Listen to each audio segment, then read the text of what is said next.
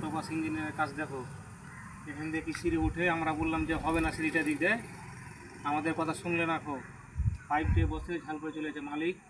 বাইকটা একা হেলেছে, তিনটে বাইকে দিকে তিনটে বাইকে রেখে দিয়েছে, মেয়েদের কাজে বাড়ি পাঠিয়ে দিয়েছে, আর মেশিন টেশিন যা ছিল সব খেয়ে নিয়েছি। অটোপাস ইঞ্জিনিয়ারের কাজটা খুব ভালো যদি হয় তো দেখো, আগে থেকে এদিক দিয়ে বলছে বিট করতে বলছে, আবার তামিল মিস্ত্রিকে বিট করে সিঁড়িটা উপরে উঠবে।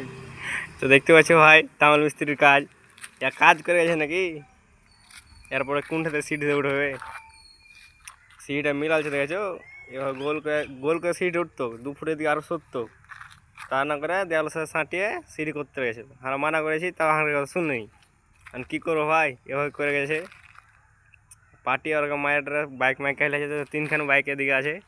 আমরা দেখে তো চমকে গেছি সিঁড়ি দেখে।